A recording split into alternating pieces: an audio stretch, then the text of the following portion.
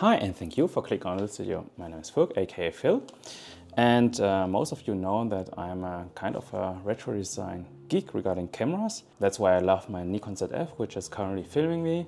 But I also got this year the OM3, and the latest edition of the more modern retro style camera is this X-E5. I have this X-E5 now since launch, and at the time of this recording it's about 2 months now. And today I want to share you basically my experience during the time using this camera alongside with the Nikon ZF, but also the OM3. I will list you some cons which I discovered during my time with the X-E5, some points which are in my opinion neutral. For you it might be a pro or a con, and at last also the pros which make this camera also kind of unique in my experience, and also why that's the reason why I'm currently still torn regarding this X-E5, and also why Fujifilm, in my opinion, based on my experience now with the X-E5, does remind me of Leica in some ways, especially regarding their sales strategy and how they trigger emotions, but more on that later. Let's start with some cons. That's just my personal opinion. After having this camera for 2 months and using it, a lot of you might have a different opinion, so share that down below. But first of all, I want to quickly start with the EVF, because in my first impression video I did mention that this EVF was fine for me, although it was relatively small in comparison with the other cameras I have. And I have to say that over time, because I have the comparison with this Nikon ZF and the OM3, the EVF is the least EVF among these cameras, which I don't enjoy, because first of all, as you might see, the EVF is relatively flush to the body, which makes it looks quite nicely. But although I'm not wearing any glasses, putting this up to my eye, it feels a little bit uncomfortable for me, cramping my eye up to that EVF. Plus it's not that big.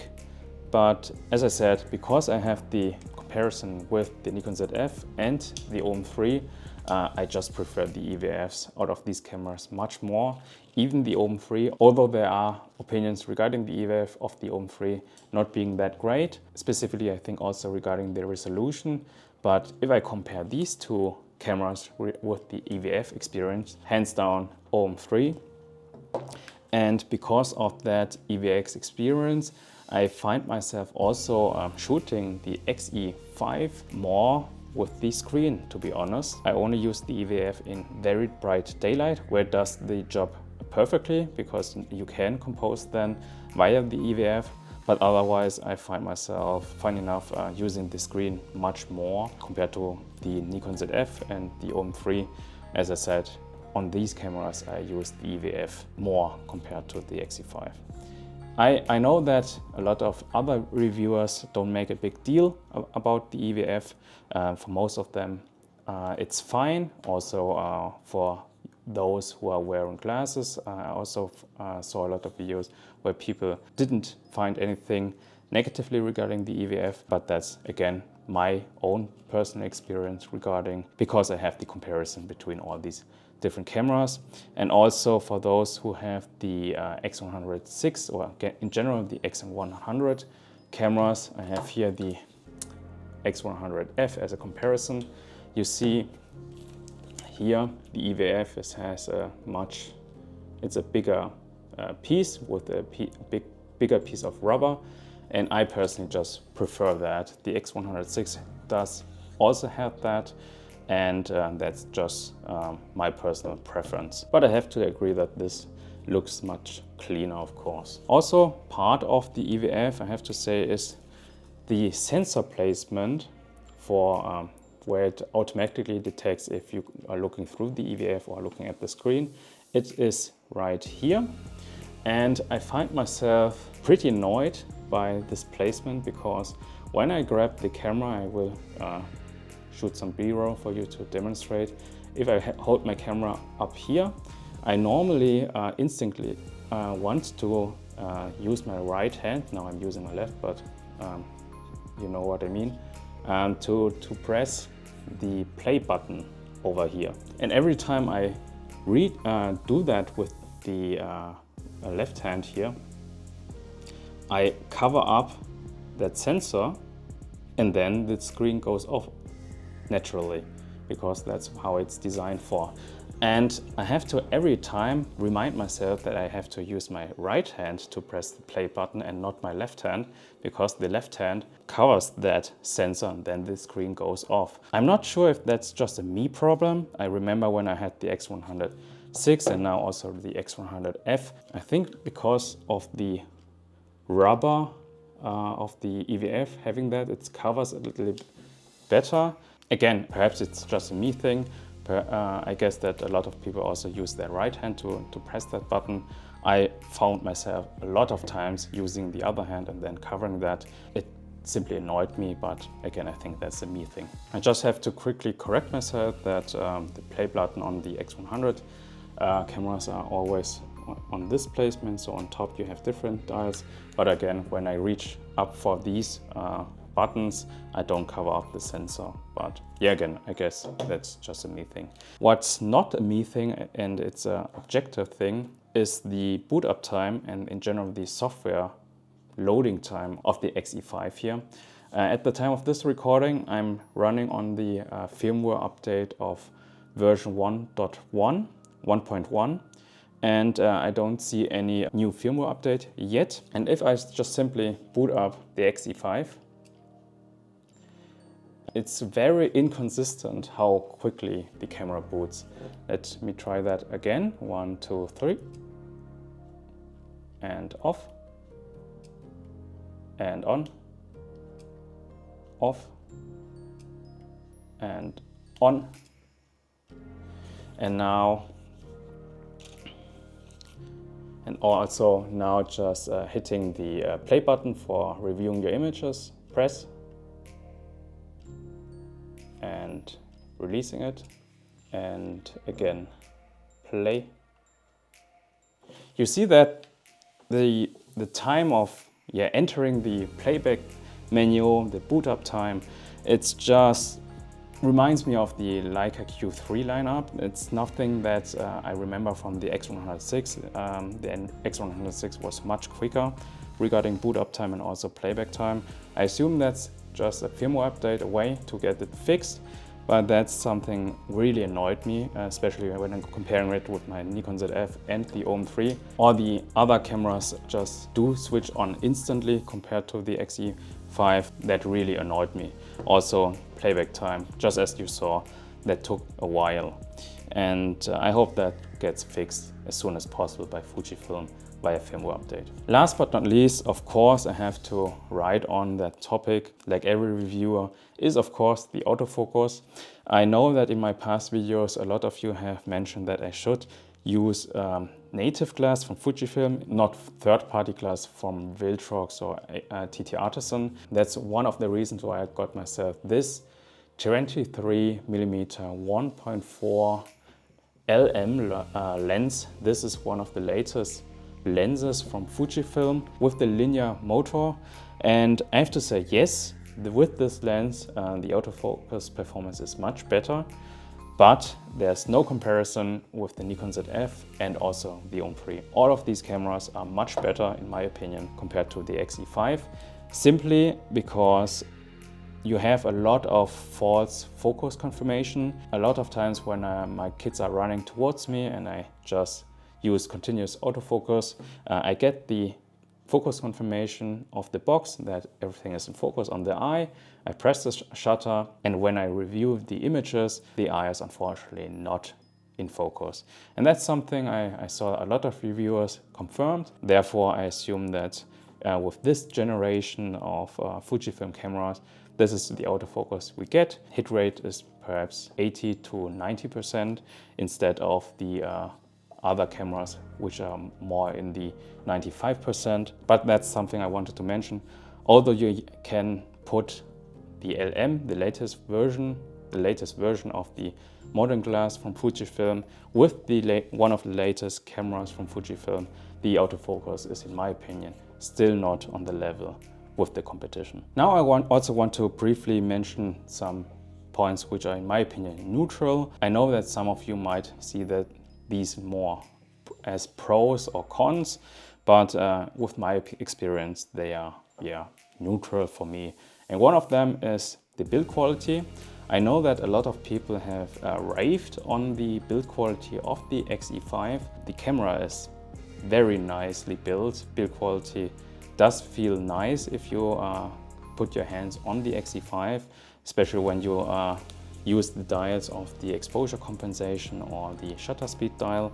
Everything clicks nicely, but still, because I have the comparison with the Nikon ZF and the OM3, in my opinion, they are still not on the level of these two cameras. Although the OM3 has a more modern button placement, these dials are much better, in my opinion, regarding tactile feel. That's my opinion. The same goes for the Nikon ZF. Plus the dial experience, they vary a little bit, in my opinion, because you know that a lot of cameras from Fujifilm nowadays have that film simulation dial.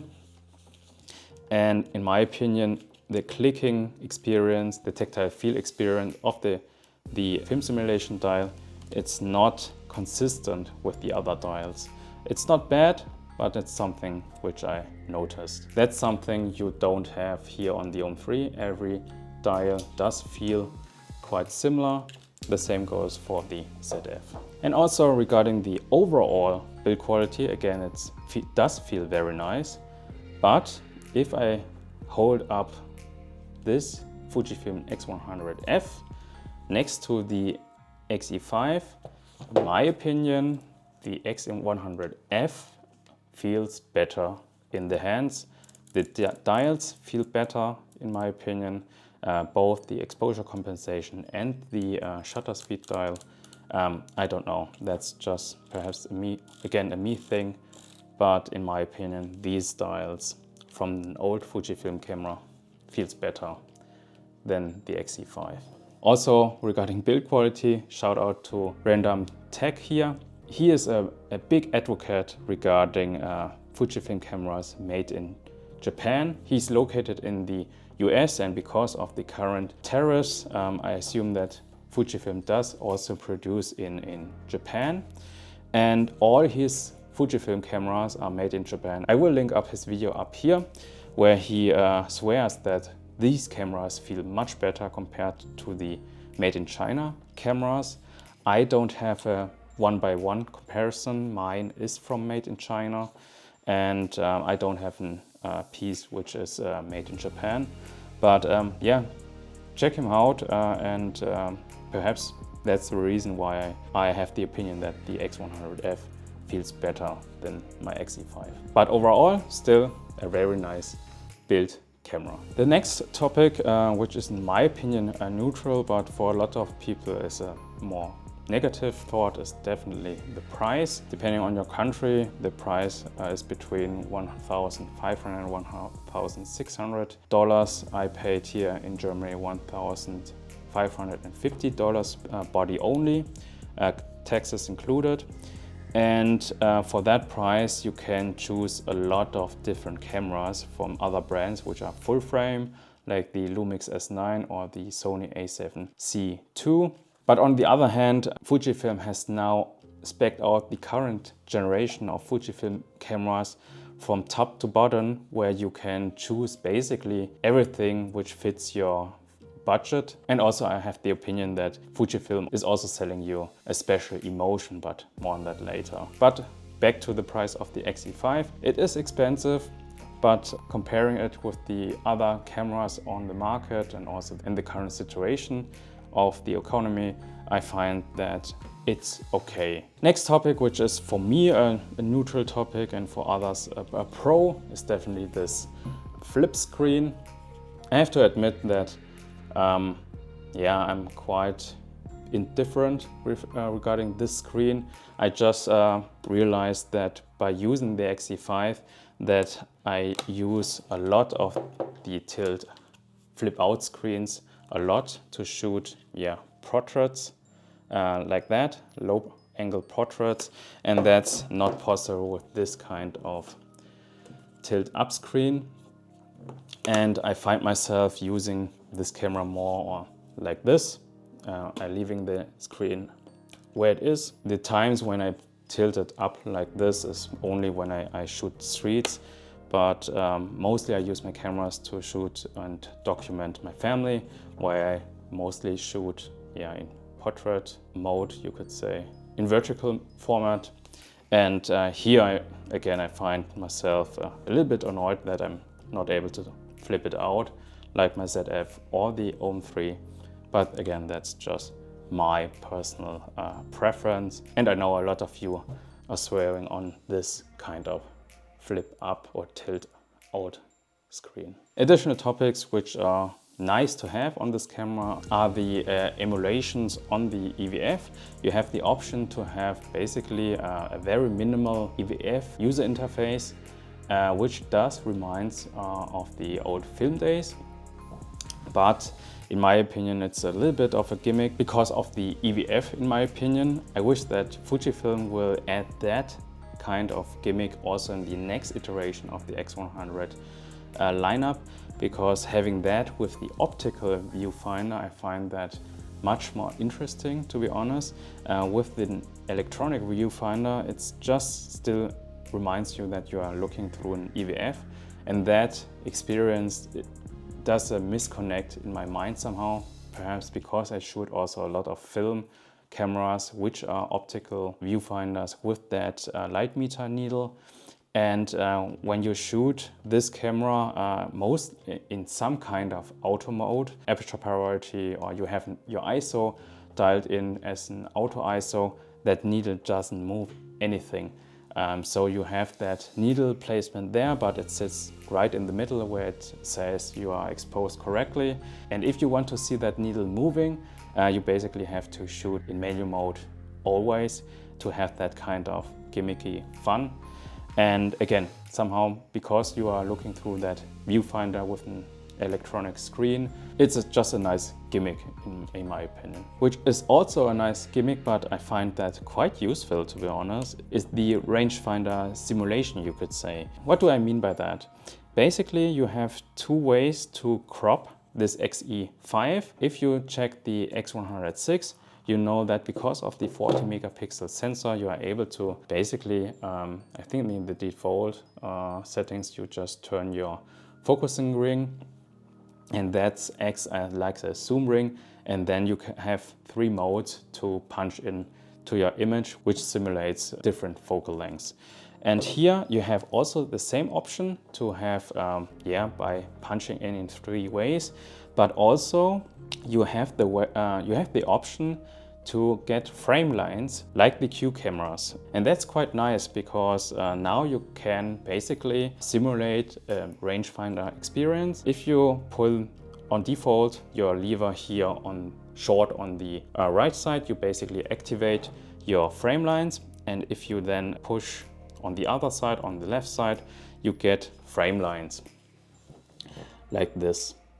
And basically this simulates your rangefinder experience where you have different frame lines, and now you can basically use it like a rangefinder where you say, okay, your object is now walking slowly into the frame, and as soon they enter the frame, you can take your image.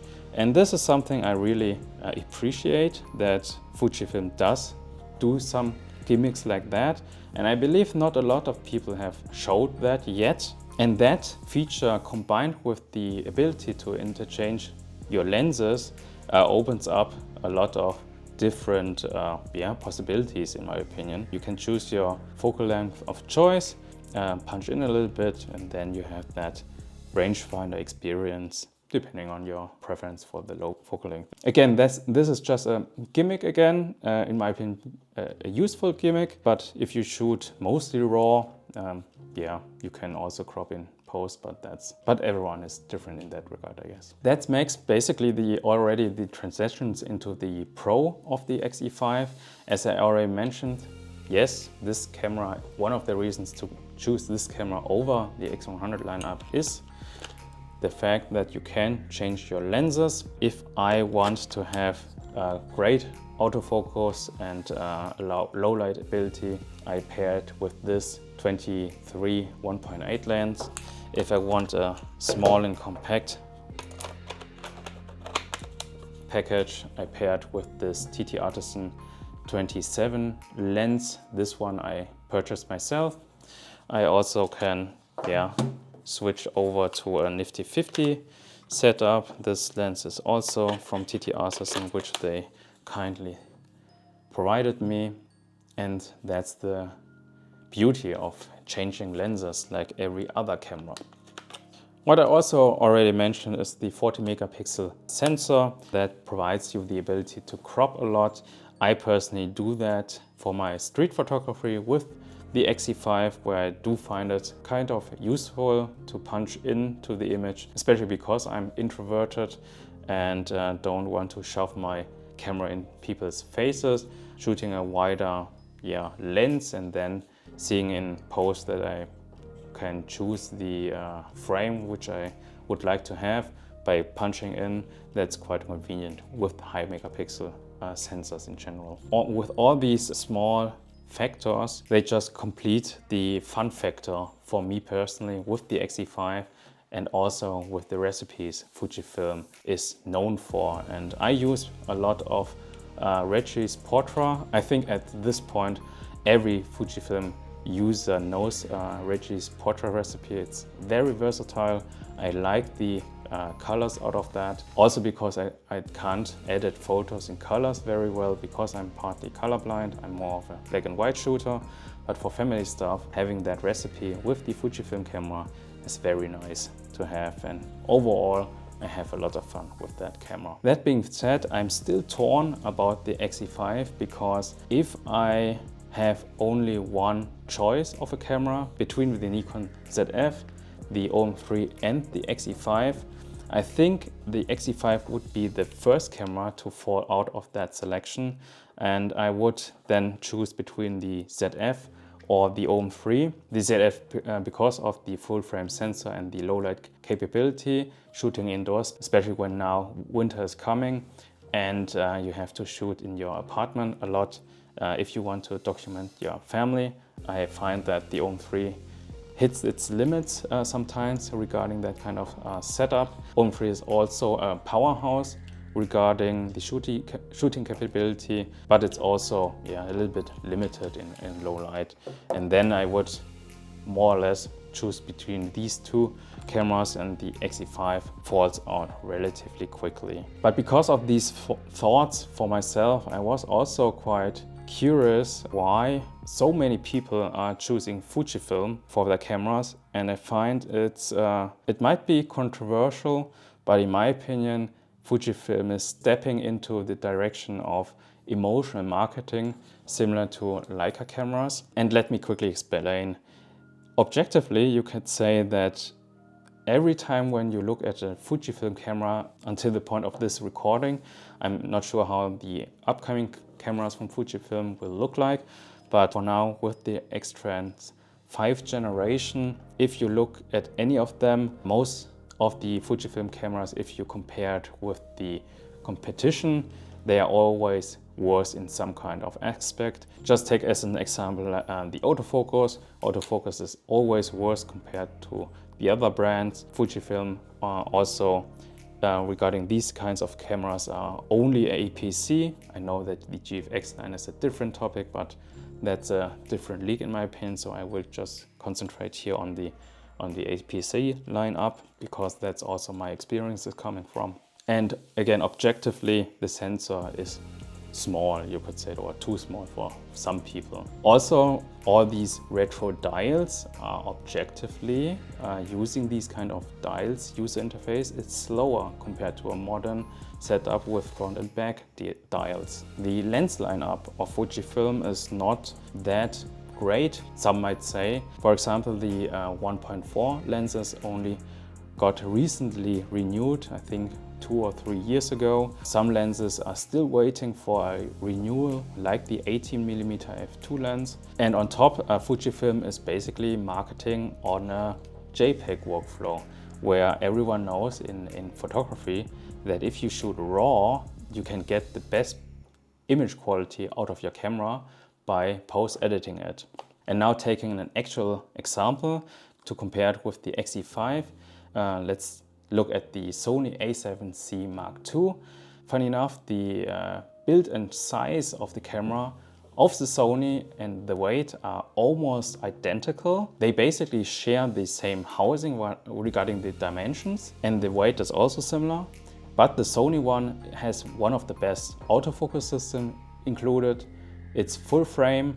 There are a lot of compact lenses in the Sony lineup which can rival this 1.4 lens from Fujifilm regarding optics, but also regarding autofocus performance. The price is also almost the same depending on your country again, and also if you look at the Sony camera for used ones. But what the Sony does not get is the color science. I know that a lot of people don't like the color science, especially when you compare it with Fujifilm.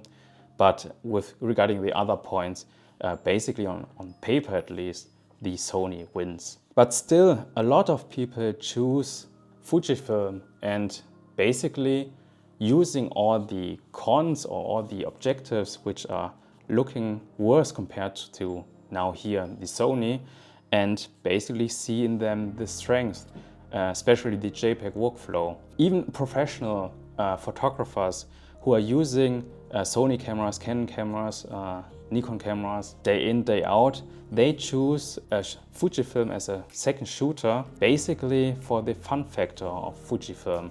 And with the fun factor, it's basically also linked with the cons, which I just mentioned.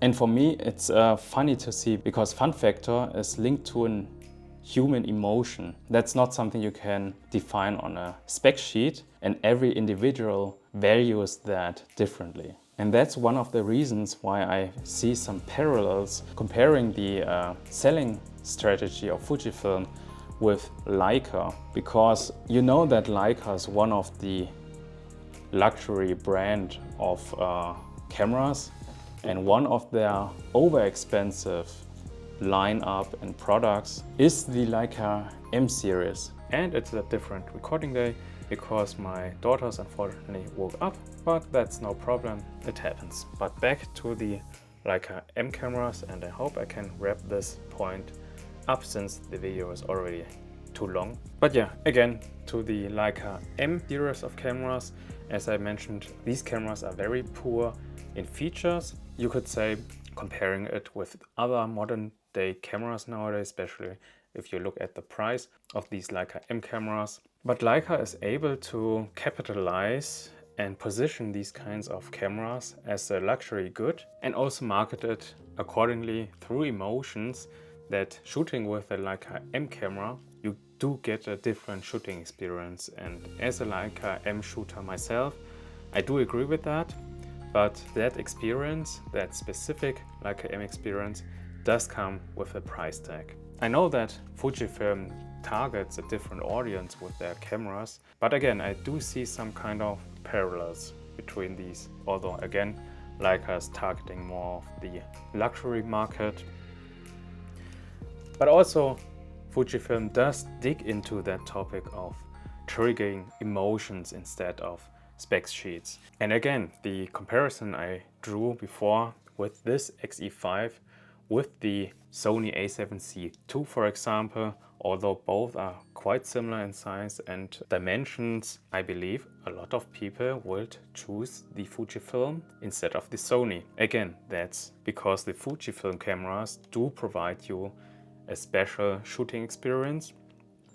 One of them is the film simulation topic, definitely, and other stuff like the retro styling of these Fujifilm cameras, and in general the shooting experience, holding the cameras, playing around with aperturing and the dials and so on. And people do value that over an high-spec machine like the Sony cameras. Why I feel also a little bit confirmed in my hypothesis is the release of the Fujifilm Half camera, which is priced here in Germany around 800 euros. And when I saw that camera, I thought, wow, cool, that's a very nice camera. Fujifilm has the courage to do something new, and they definitely do. But when I saw the price tag of that camera and also holding that camera the first time in my hands, I thought, well, yeah, Fujifilm is definitely digging that emotional trigger similar to Leica. And it's a fair game. I guess every company tries their best to produce their best products, and they also try their best to market it to us, the customer. And in the end, if there's competition, I think that's good for us as a consumer, as long as the prices reflects that. I'm curious what you think about my thoughts regarding Fujifilm and Leica, regarding the emotional trigger. Other camera brands like Sony and Canon, in my observation, definitely don't go on that path. And Nikon is currently, testing the waters, I would say, especially with the Nikon ZF. And a lot of people do resonate with the Nikon ZF because it is a retro style camera, and that kind of camera does trigger emotions in people. And the feedback since this ZF has been launched has been incredible in that regard. And I think there's something there regarding emotional reasons to purchase the camera, because everyone is valuing fun differently. But I digress. I think this video is already too long for what it is. As I said, I just wanted to share with you my thoughts on the X-E5, owning it now for about 2 months now since release. And because of the emotional triggers and reasons I mentioned to you now, that's the reason why I'm still holding up on this camera, although I'm still torn. But every time when I grab this camera, it is very fun to shoot with that.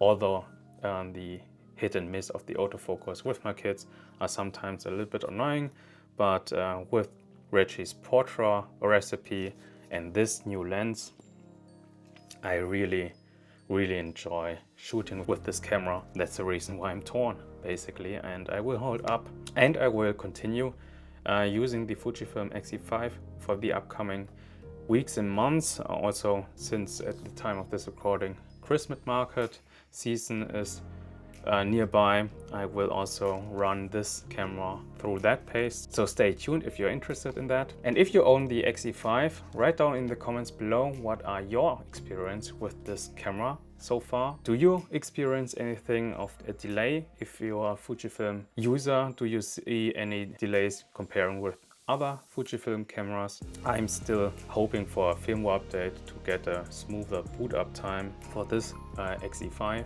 And also share me your thoughts about the emotional triggers of different camera brands or different camera models. And if you're still here watching, thank you very much for your time. You're the one who deserves a like for that. And if you want to see my thoughts about my Nikon ZF after 2 years owning it, click on this video and have a nice day.